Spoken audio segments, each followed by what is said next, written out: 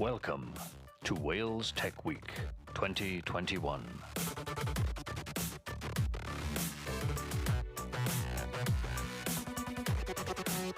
Thank you to our partners.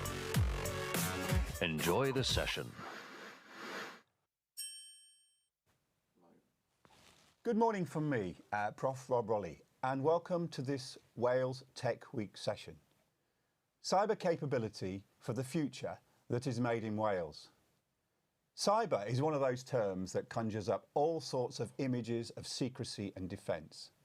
Although it is in that world how it started and grew and continues to evolve, but is now much, much more than that. Cyber is a domain all on its own. Cyber has or will impact all our daily lives and businesses as we move towards a more connected world, where we engage, interact and buy or sell services from the online world.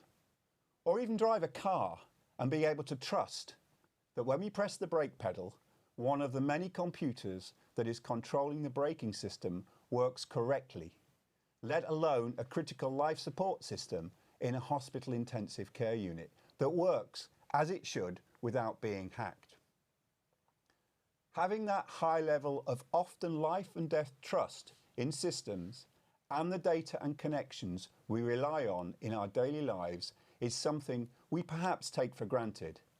But behind the scenes, there is an awful lot of process and technology and teams working to earn and hopefully keep that trust.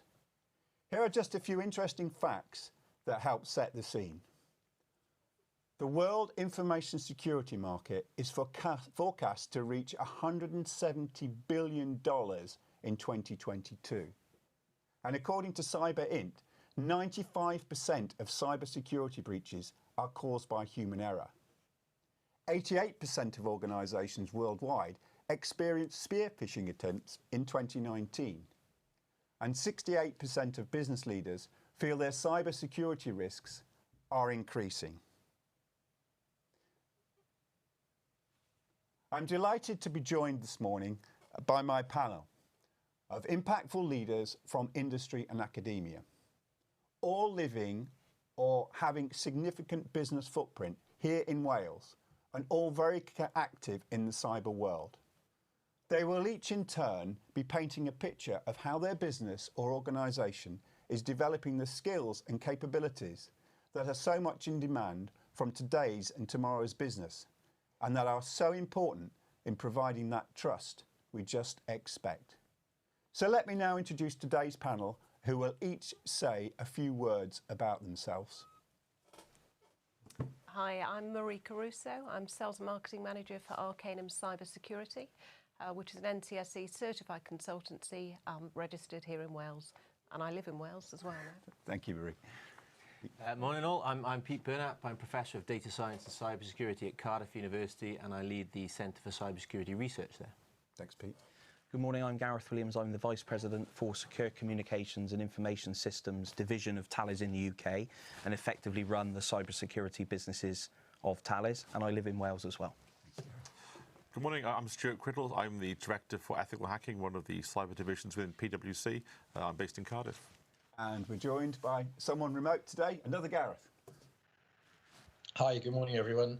I'm Gareth Davis. I'm a Senior Lecturer in University of South Wales. I direct the Cybercrime and Digital Forensics Labs there, and I'm part of the UK Specialist Group within Digital Forensics in the Home Office.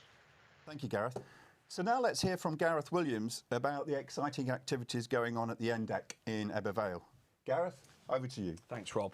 So just a few words about what Thales has been up to here in Wales, really. And prior to 2019, Thales didn't have a huge presence in Wales in any of its sectors.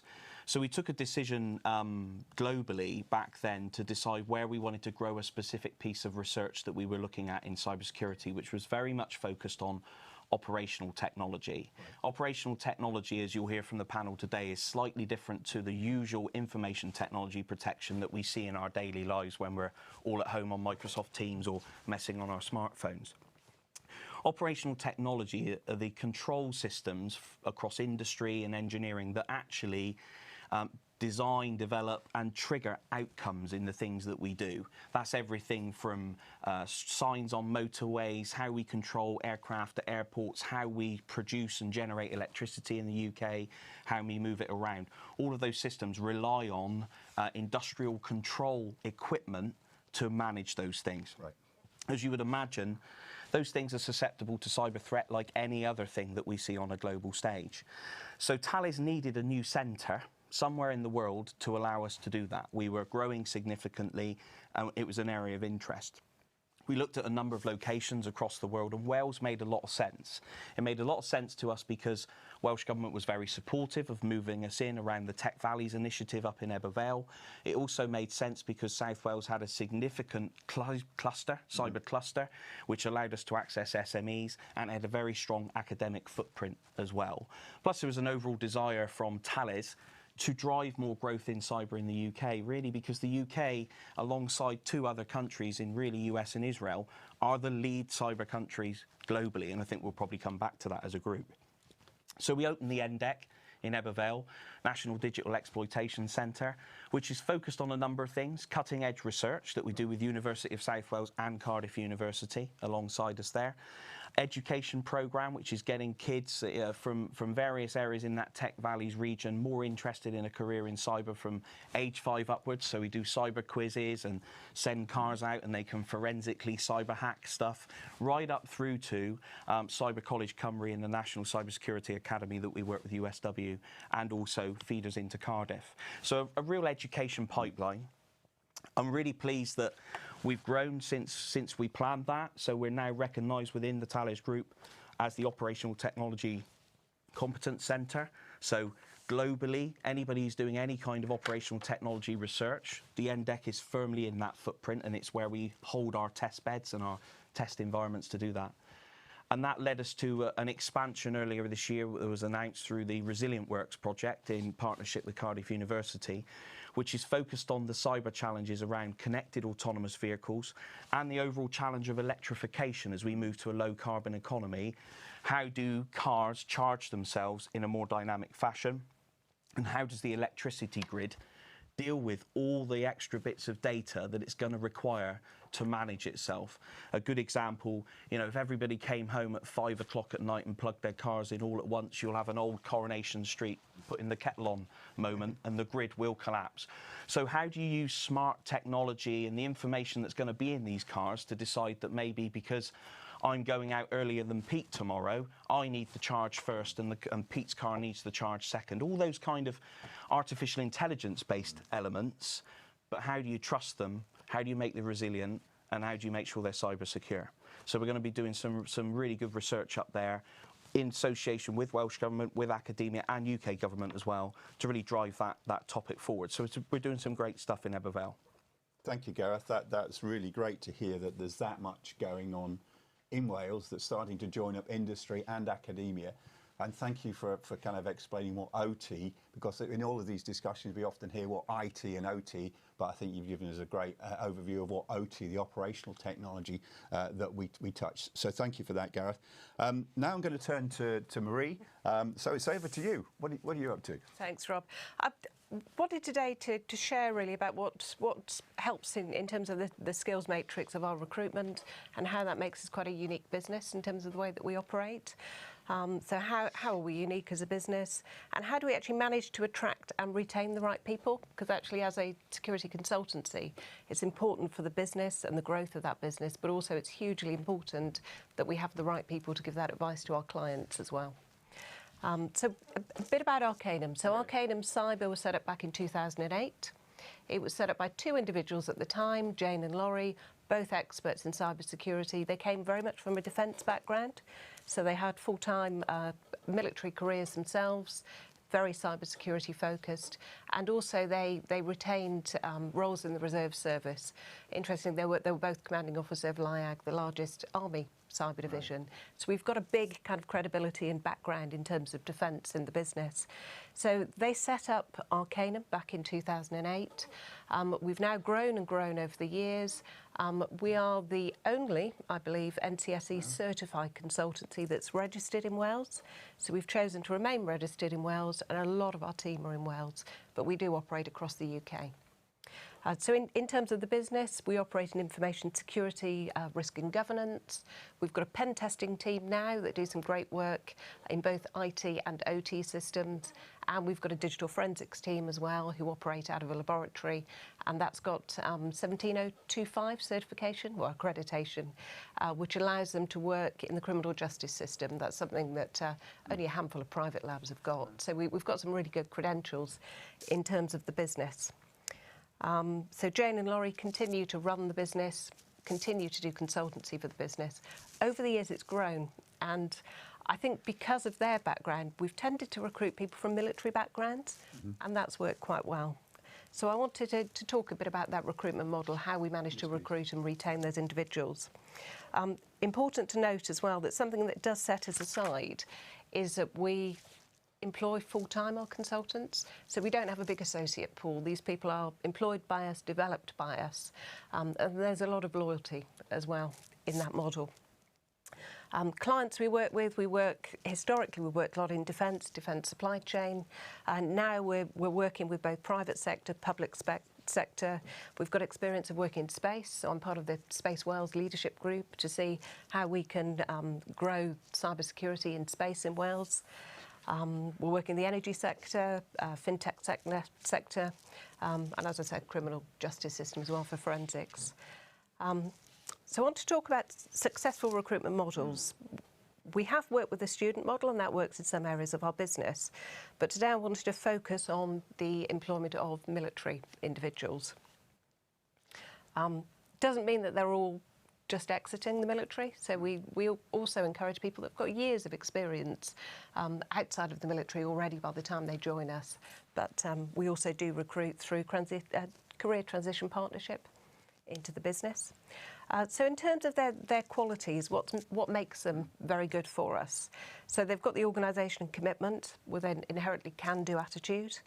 They've got great problem solving and adaptability skills. They think clearly under pressure. They're used to working in highly stressed environments. They deliver to tight deadlines. They've got great leadership and management skills. They're adaptable and capable, and good communicators, really, and they work well in teams. So these are all things that really do translate well into our business in terms of the people that we employ. So experience and qualifications, because obviously those skills in themselves are not enough to join our business. So they already, through their lengthy service in the military, have recognised qualifications in cybersecurity.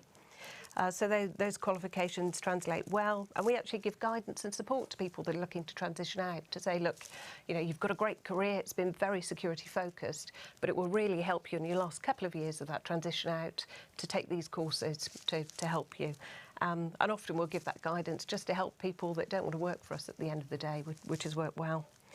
So those people have experience in both technical and physical security roles. So again, it's a real bonus, particularly if we're talking about OT systems, because that's not just IT and kind of the technical security bit, it's OT as well.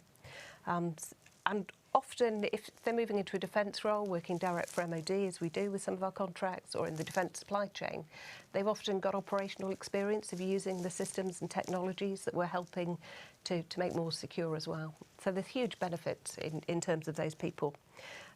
Also, to encourage them to join us in the first place and support them, we allow individuals to, we actively encourage individuals to stay in the reserve service, which means that they're continually skilled. So they might be in, technical fields in the military, and they enjoy doing that, and they find it really rewarding to do.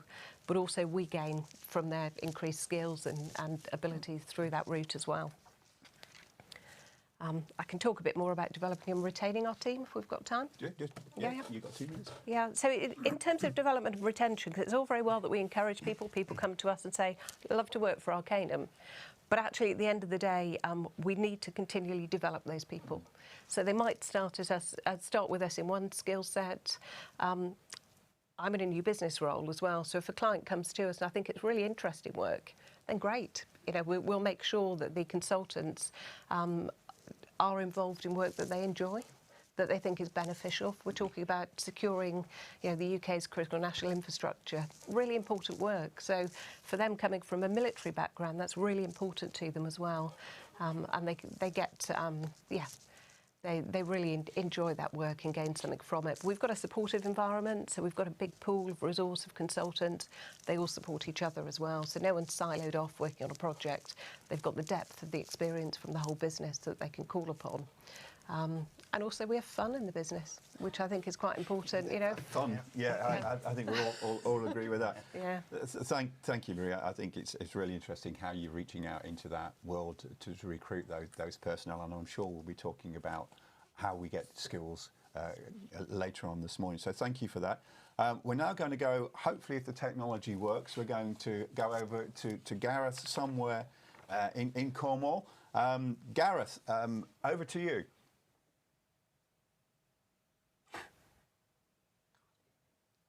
Is it just me?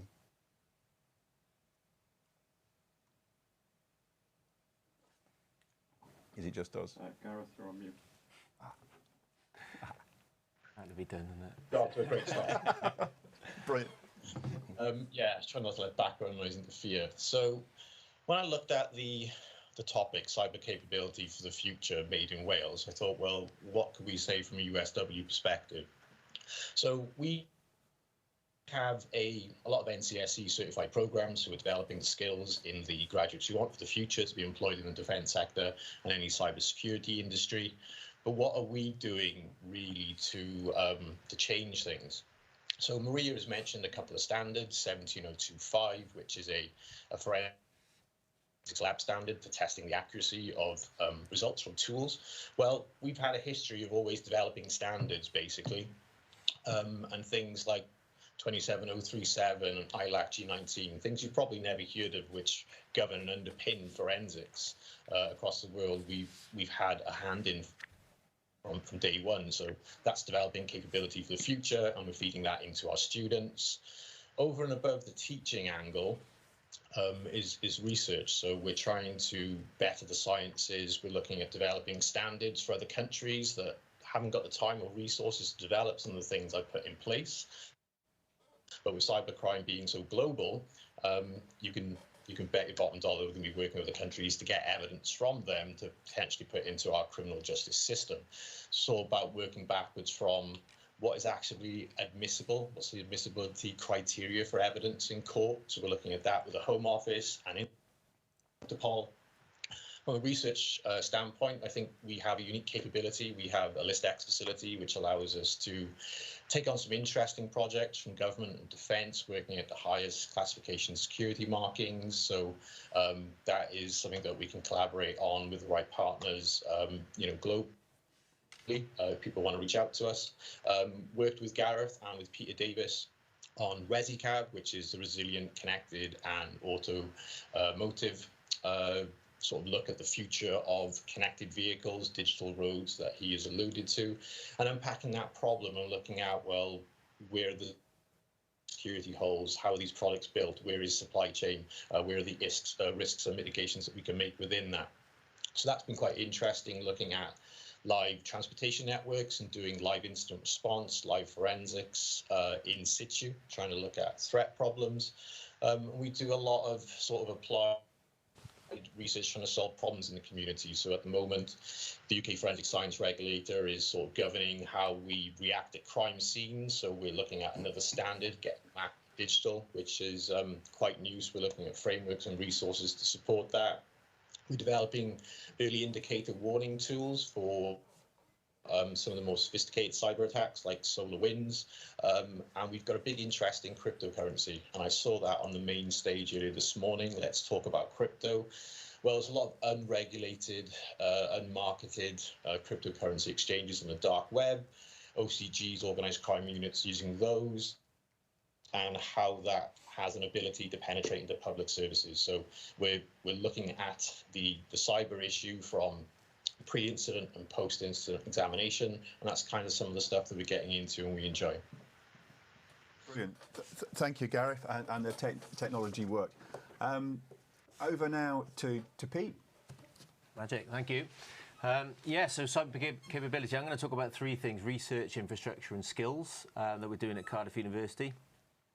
So yes, so start with the research side. So we're recognised by the National Cybersecurity Centre as one of their academic centres of excellence for cybersecurity research.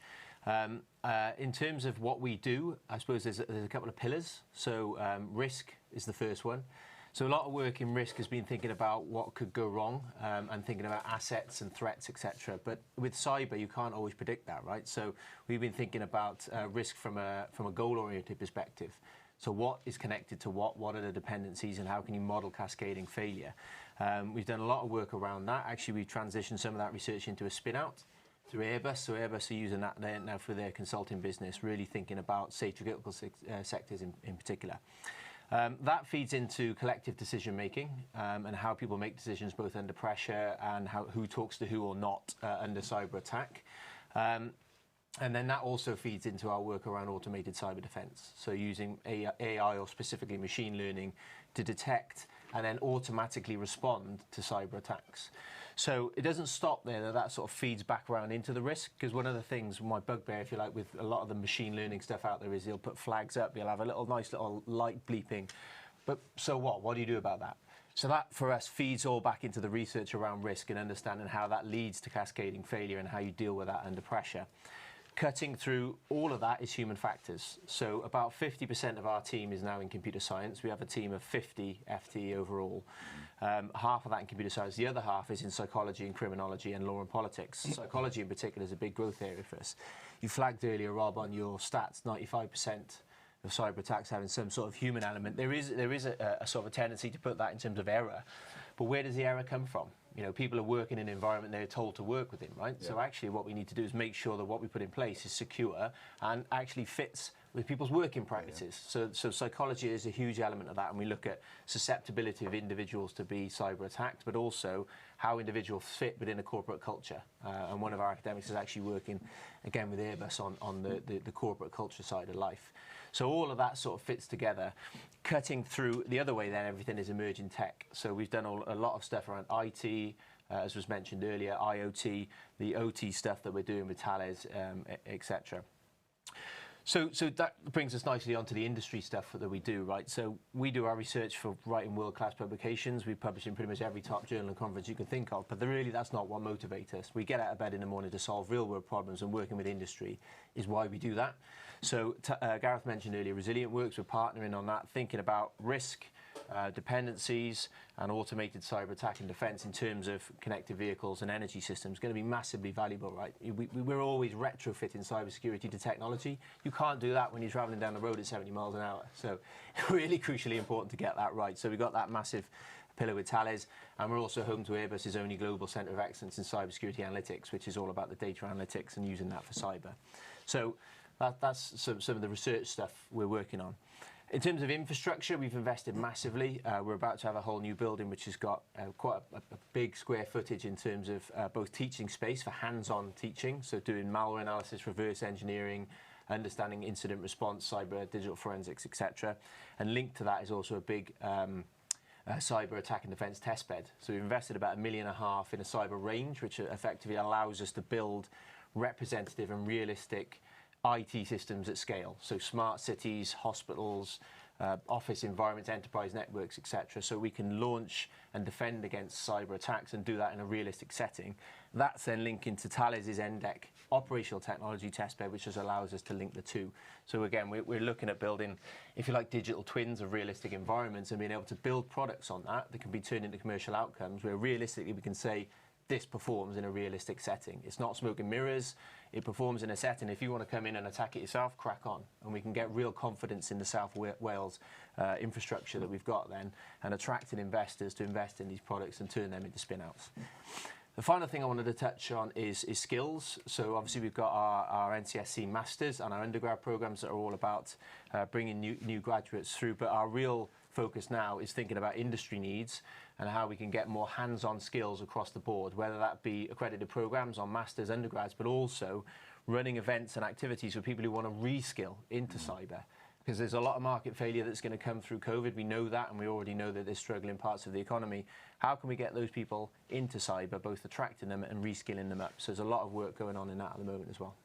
Thank you, Peter. I mean, what we've heard there is about, I mean, from all of you so far, it's about the significant investments that are being made here in Wales, how that importance of the human aspect, whether it be the cyber domain or actually the resources that you're using to do that. So important.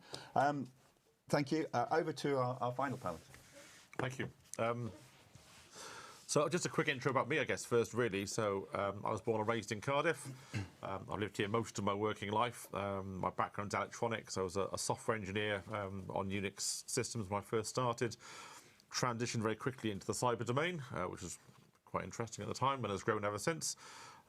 Sadly, I guess for me, I spent a lot of time working away from home up until fairly recently. The M4 and the M5 and the M6 have been my friends for many years. I've always worked for employers that are based outside of the region, which for me, I always found a bit sad. I couldn't find a high-level cyber job in Cardiff, where I'm from, where my family has always been based. So it's really exciting for me now to be working back in the city I was born in and actually seeing all of the great growth that's happening around cyber here in Cardiff. So my career has been predominantly technical cyber, so I was a check team leader back in 2001. I got involved in CREST, setting up the standards for the exams going forwards for the technical part of the cyber industry on the offensive side. I've been a part of the exec panel for that for the last 3 years. And for me, it's all about the way the industry is professionalising and being part of that. I moved across to PwC about 3 years ago now. A friend of mine I've known for many years from the Principality days, he was the CISO there, invited me to come across, and the question was pretty straight, to be honest. It was, do you want to come and build a cyber capability here in Wales? And I couldn't say no to that, frankly. It was great. So within PwC, our business is split into 5 lines of service. The cyber team sits within our risks division. Within the cyber team is our cyber threat operations team. That effectively is where all of the sort of the hardcore techies hang out, frankly. Within that team, there's blue team and red team elements to it. I work predominantly on the red teaming side of it. So that's our threat intelligence teams, managed cyber, the incident response team, and then the stuff that I work on, which is the ethical hacking side of things. They were all historically based in London. PwC historically has been quite London-focused. Got big regional branches now, particularly over in Northern Ireland. There's been a push to move out into the regions, partly because London's a very expensive place to live, also because there's a lot of resource constraints in London. So a strategic decision was made to expand the technical cyber teams, the blue teaming stuff into Scotland, and then there was a discussion around where the red teaming stuff should come. And I was very glad to be able to provide a good case for Cardiff being the centre of excellence for our offensive cyber team. So now our Cardiff team is around about 35 to 40 staff, and there's about 25 up in London. So we're actually, in terms of numbers, the bigger team now, and this is where the investment is going in terms of growth, because we see it as a great place to work.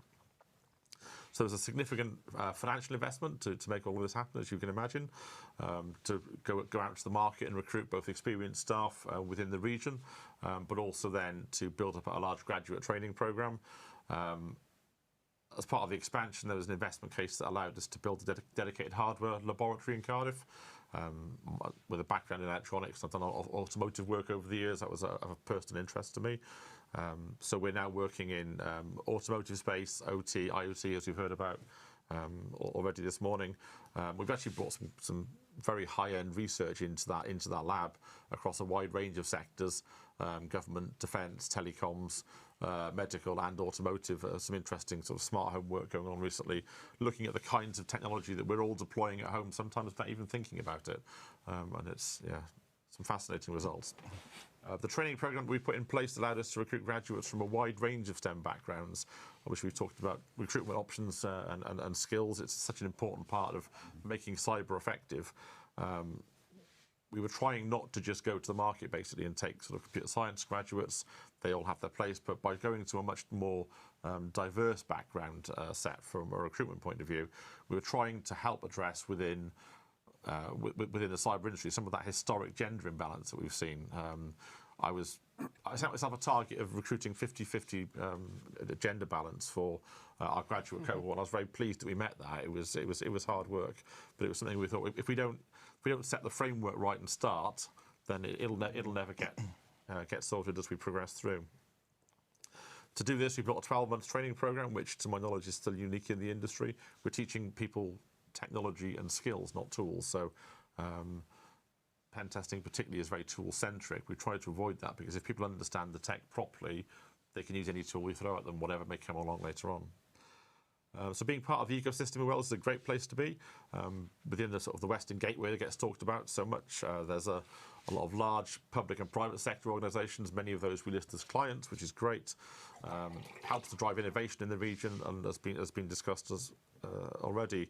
Many smaller sort of cyber firms spinning up out of what's already going on, and being part of that ecosystem is great. So I'm very happy to say that we've both recruited from some other local companies, which is awesome, and also we've lost some great staff to other local companies, which is it's all part of that mobility that we need within the cyber the workforce to make this successful. So and so we've got so much to offer here. I've had conversations with colleagues in London about whether they might even want to move back to South Wales to join the team at this end of the M4. We hear a lot about mental health and sort of work-life balance and things these days. So for me personally, being somewhere, I love beaches and mountains, so I can't think of a better place to be working. The work that we do across our team now is split between London and Cardiff, but we continue to serve clients across Wales, the UK, Europe and beyond. In the last couple of months, we've been working on clients from Japan, Canada, the US, and serving long-term multinational global contracts. So the location, particularly in the world of cyber, is great. It doesn't really matter quite frequently where you are. And I think actually we've actually seen COVID work to an advantage for us in some cases because it's encouraged clients to be more flexible about location where previously it would have been on-site work, particularly in sort of some of the defence sectors and things. But a lot of the rules there are changing. So. I just wanted to finish really talking about a little bit about diversity, social mobility. Within our office here in Cardiff, we've got staff who sit on the PwC-wide Diversity Council, so that's looking across all of our staff in the UK. We've got others that play leading roles in women in cyber initiatives, that champion work with local schools, particularly those in less affluent areas within Cardiff that we've been partnering with.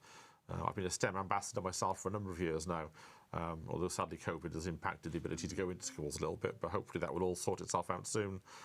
It's so important for us to get in front of children to explain our passion for cyber.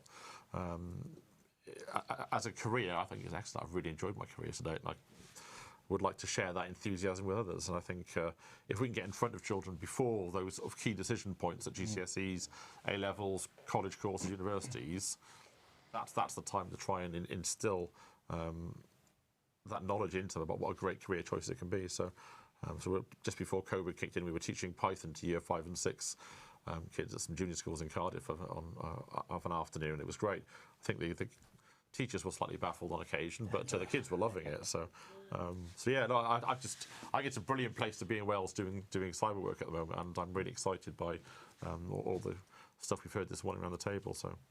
Thank you, Stuart. That's really, really great to see that we've got such a strong, growing ecosystem here.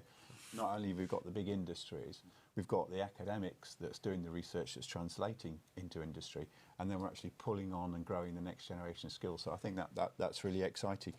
I'm now going to move on to some questions, but just a reminder to the audience, if you have got any questions, now would be a good time to send them in. While I work through those, I'm going to kick off with Gareth here. How integral is cyber to the CAV and electrification challenge? I think it's huge. I think, as Pete mentioned earlier, if you try and put cyber in as a secondary topic, it's a lot more expensive, really difficult to do, and ultimately is suboptimal. And I think the bit that we really need to understand at the moment is that if you go in your car, it's semi-connected, so your GPS system, your media system, you can do some stuff on the apps on the car.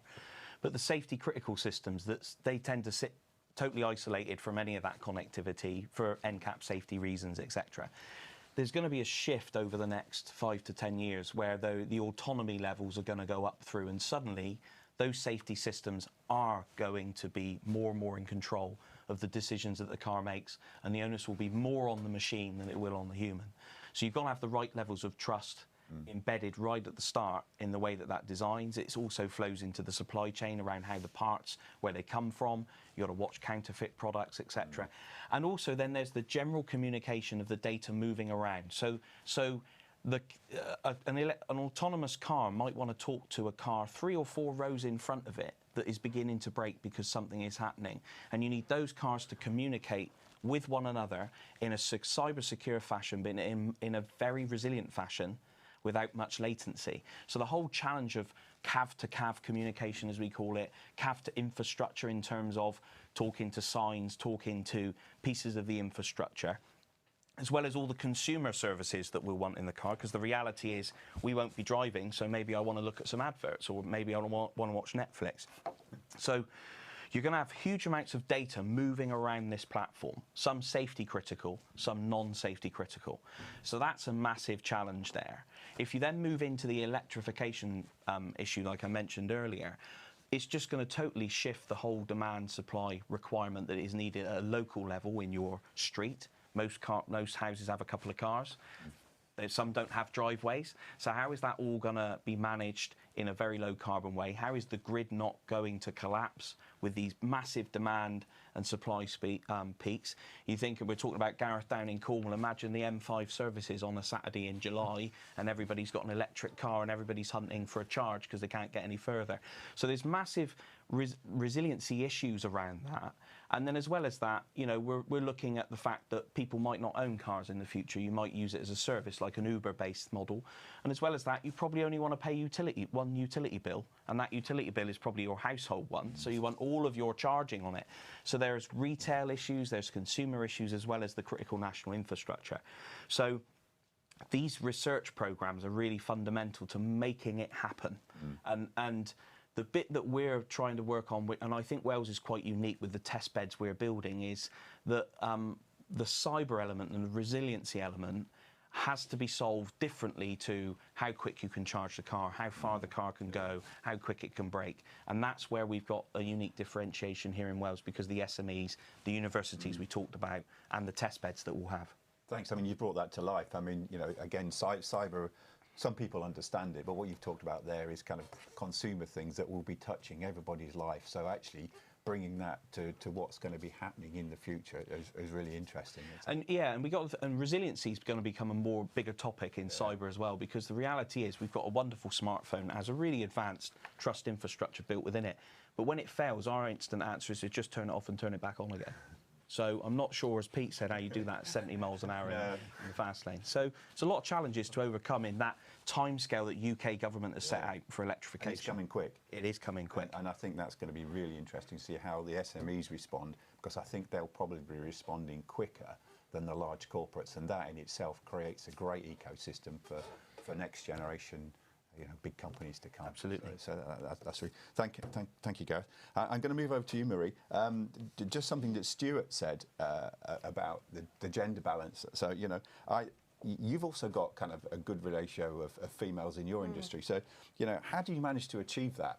Yeah, we have, and to be honest, it surprised me coming into the business at first, because we are close to 50-50 male and female within the business. And because we've tended historically through the information security and risk side to have recruited from military, you might guess that those individuals would be male, but they're not. And I think that the short answer is we've never actively tried to recruit females into the business. We've only ever taken on the best person that's come forward for the role. So people have only ever been recruited completely on merit. Whether people are more attracted to working for a company that is part owned by Jane, who is a leading expert in cybersecurity, and they see her as a role model, that's fabulous. We do promote as well. I think it's hugely important. Arcanum supported the Unlock Cyber Initiative in Bristol, University of West of England have pushed. So we've helped run kind of workshops for 250 children on a day to really enthuse children, you know, boys and girls, over cybersecurity and the types of roles that it can bring. So I think that's really important. I've enjoyed getting involved in Claire Johnson's Women in Cyber, the South Wales Women in Cyber group, or the Welsh Women in Cyber group, and that's really important because there's a different dynamic in that group to the kind of other clusters that happen. So there is a slightly different dynamic actually in terms of that. But I think actually generally in the industry we need to be, you know, I guess promoting role models until we get that real balance. But we're lucky as a business that we have had some fabulous people come forward, and we've only ever actually recruited people that have been the best person for the job at the time. I think it's brilliant. I mean, having been in the electronics industry for more than lots of years, to have that ratio is unknown. I mean, it's usually kind of 5%, 7%, 10% if you're doing really, really well. So. And it's throughout the business as well. Yeah. We've got someone in our digital forensics business, one of our senior pen testers, and we've been asked by SciSec to do a little video just to kind of promote women in cyber roles that they can relate to, because they're young, they're only in their 20s, they're doing that job, and they're highly technical and really good at it. So why not promote them?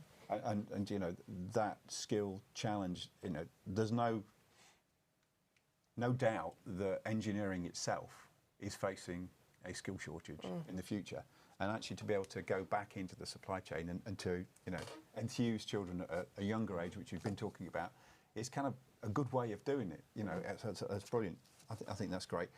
Gareth, in Cornwall, what I'd like to do is ask you, what do you think the biggest challenge is in securing the digital transportation system of the future? What a question. Yeah. To pivot what Gareth and Cardiff are saying, I think to generalize it big picture is standardization and implementation and testing before rollout. How do you do that? I think that's a great challenge to talk about and try and unpack and look at in individual work packages. So I think standardization, implementation and testing of the infrastructure. And look, I mean, you mentioned digital forensics when you were talking. So what does teaching of digital forensics look like in the future? Well, I think it has to be more science-based. I think for a while we've always sat in computing, digital, and I think actually with a move now to some of the standards that we've mentioned, it has to do with serving the needs of the criminal justice system, not answering technical questions. So I think it's a lot more science-based, it's a lot more practical. I mean, we've been practical since the course's inception, but it's doing more and more. It's using test beds, like Pete said, to spin up smart cities or smart homes, and looking at doing covert forensics or forensics at scale, under pressure and things like that in large infrastructures. So it's all about elevating it up and just trying to deal with the modern day technology and the challenges that we're facing, really. So I think that's what it looks like. I think that point about test beds is really exciting, because actually taking something out of the research domain and actually meeting the real world with it not only develops the product but actually develops the knowledge as well. So actually that interaction is really, really key. Pete, I'm going to come on to you. I mean, how do you see the future of AI research for cyber security? I mean, it's going to be interesting because we talked about scale, you know, and digital transformation and so on, and ultimately, you know, cyber can only be managed if you're aware of, you know, what your estate looks like, what's out there and what's happening with it, and practically it doesn't seem feasible to do that at a human level at scale 24/7, right? It's just people have to sleep, and the estate will get bigger and bigger and bigger, and it'll get more interconnected, which is inevitable. So having that, if you like, you know, autonomous agent to be able to sort of be part of that loop. I mean, we're never going to move, I don't think anyway, to fully automated systems without humans in it. But having AI more involved, tightly coupled into that, is crucially important. So we've got all sorts of challenges there, not least in terms of getting it to work as we want it to, which is hard in its own right, but both in terms of detection. And response, you know, so effectively you're saying you need something to step in when needed and make a response. So that requires understanding what's happening, what the options are, what the consequences are of making that action, and then making that action. So that's hugely challenging. That's a very, very much a long-term challenge. But, you know, we're making inroads into that now in terms of transparency of algorithmic decisions. You know, being able to, if you like, create a hybrid world where the part of the decision or all of the decision is made visual, or at least explained somehow, so that there can be that sort of level of interaction with the AI system.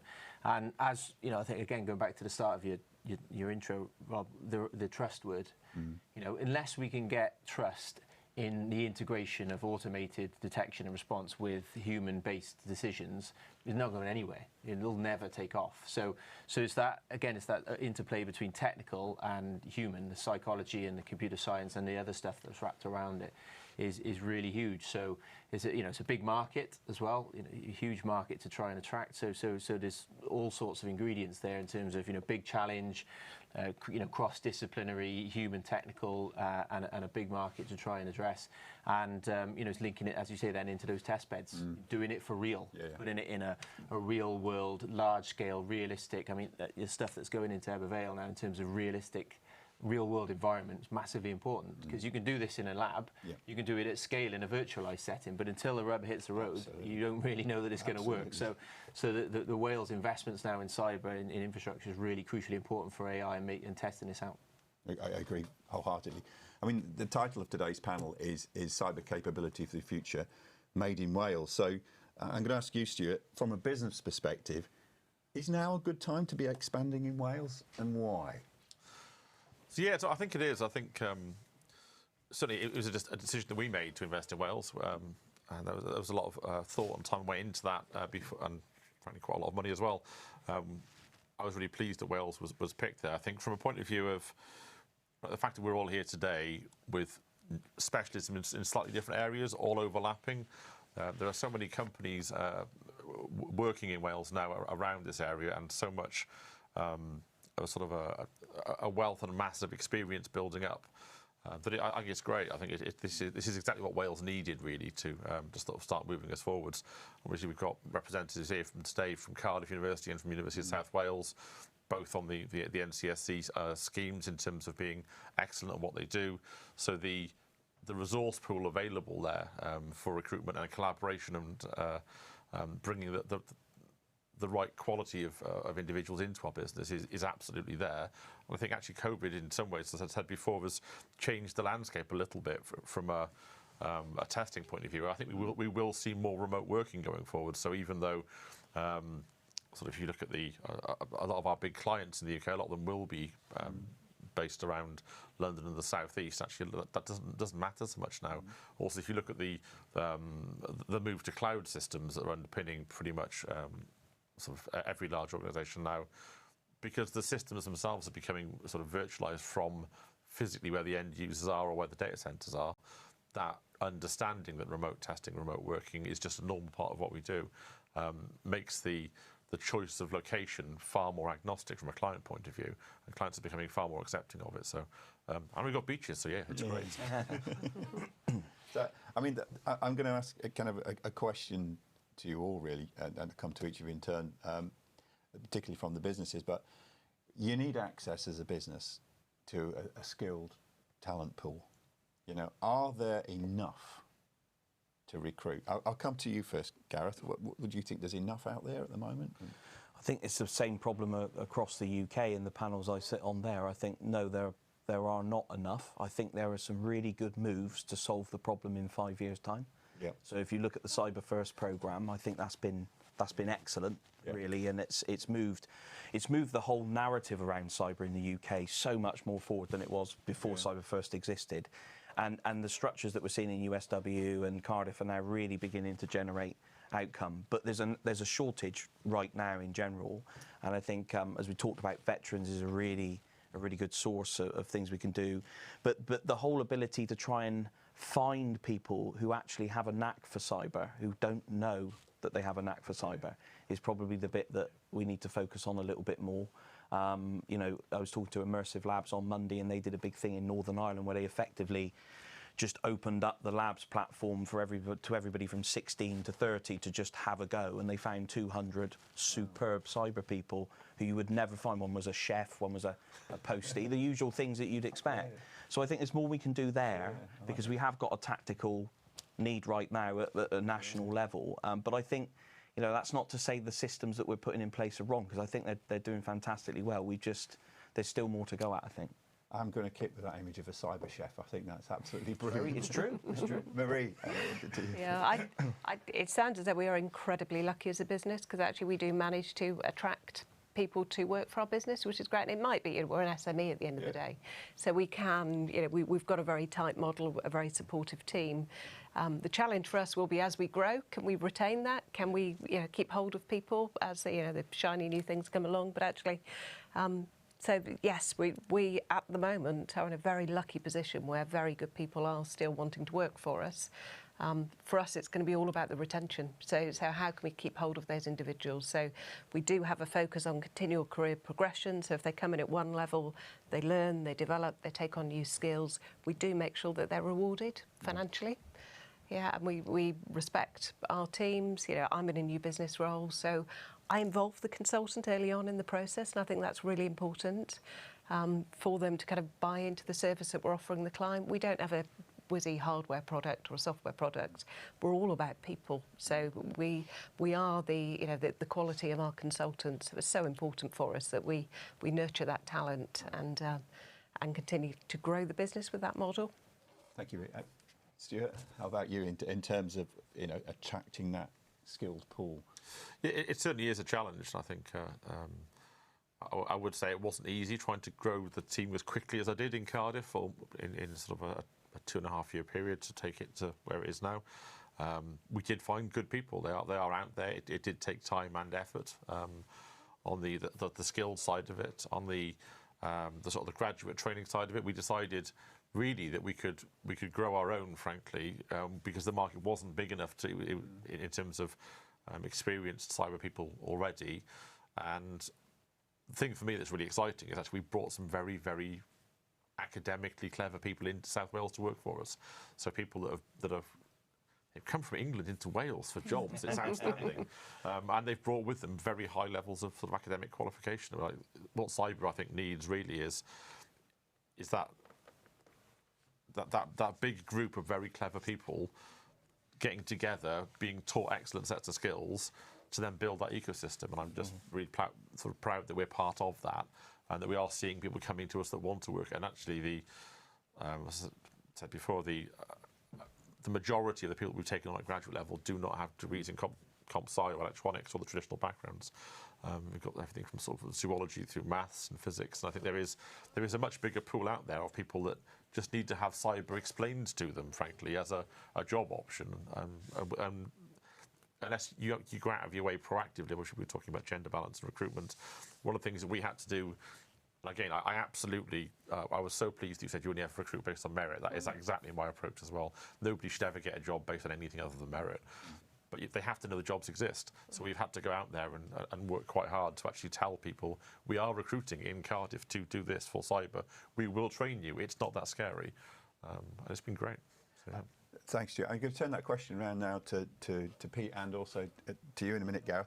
In terms of the number of students that you're seeing coming towards that, do you have a lot of students, or is there a demand, or is there a shortage? What do you see from an academic institute? Yeah, I mean, we do have a lot of students, but I think we can always have more, right? And I think the thing that always concerns me is that we need to get more people who are from this area into cyber, right? Because ultimately that's the big Welsh government agenda, and everyone's agenda is to make sure that people have got employment, and we've got areas all over Wales where low employment is low, and there's issues associated with that, right? So the trick is, I think, to try and get those people, as Gareth said, aware of cyber. They're not always aware of, if they are aware cyber is a thing, it's a hacker in a hoodie, which is sort of, we're getting there in terms of dispelling that myth. But to pick up on Stuart's point, there's a lot of clever people out there that don't know that cyber is a thing, or that they could be that could be a career for them. And it's not a badly paid career. It's quite exciting. There's lots of changing stuff all the time. It's never the same. You get a lot of travel if you want to do travel, or you don't need to now if you don't want to. Whatever, the opportunities are there. So I think the key for us is to try and get more people aware of that at all ages, not just young people, but people who are already an established career, and are interested in a move. And so for us, we're trying to do more stuff that is hands-on and about upskilling people before it even becomes a university qualification. Just getting people aware and upskilling them, right, so that they know. And then if they want to follow an academic pipeline, happy days, great. But the chances are you probably find a job with the skills anyway. And that pre-uni catchment is so important for this and engineering. So thanks, Gareth. What about your side of things in terms of attracting the skills? Yeah, I agree with what Pete says. You've got to start before the university courses begin. You've got to go right down to that level, and we have been doing that with the Cyber First program. I mean, we recruit people from all over the world to take our courses. We've had people from Japan coming out for the past 3 years. We've got links to the National Crime Agency in Japan, and we've got funding to get trips over there to develop some of their capability as well. We have students from America. We share partner colleges with NSA programs and old colleagues and things. So it is coming together. Can we do more of it? Yes. Do we want to? Yes, I'll go into a course. It's just about growing the right capability and being able to do it at scale and do it well, and make sure that we don't have too many people in the classroom and they're not getting that hands-on time that they want and they very much need. So it's about finding the right balance. Thank you, Gareth. Doing that going forward. A question to you all, really. I mean, what would you say to someone thinking about embarking on a career in cyber? What do they need to do, and what do you think their career prospects are? Just do it. I think it's a great idea. It's a great career. I've loved mine. I think the enthusiasm around this room here for all the careers that we've got in this space, I think it speaks volumes. So yeah. Yeah, I say make it your hobby. That's what I would say, because 9 times out of 10 you'll get asked a question in an interview. What do you do around cyber, and give an example. So if you make it your hobby, right, you'll be laughing. Yep. Yeah. I think from my point of view, there is this kind of assumption that everyone's technical. And actually, cybersecurity, there are many different roles in cyber, very broad, and not everyone's technical. I've very much tried over the years not to become too technical. I've always worked in IT, and I've loved my career. I've done account management, business development, marketing, and there are other roles outside of those, hacker or whatever, pen testing, forensics. Cyber chef, I think. Yeah. Unfortunately, guys, we've run out of time for this morning session, and I'd now like to draw the conversation to a close. So in closing, I'd like to thank my panel here today for their valuable insights, you, the audience, for listening and engaging, Technology Connected for all the work in creating Wales Tech Week, and for all those behind the scenes working to put Wales Tech on the world map. I hope you found this morning's panel discussion of interesting and stimulating. Wales has so much to offer for businesses and also for those that work in them. So it's goodbye from the panel here today, and goodbye from me. Have a great day. Bye-bye.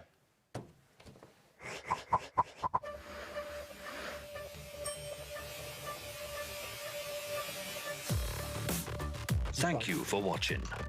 Rewatch all of our sessions online. Thanks, everyone. Thank you to our partners.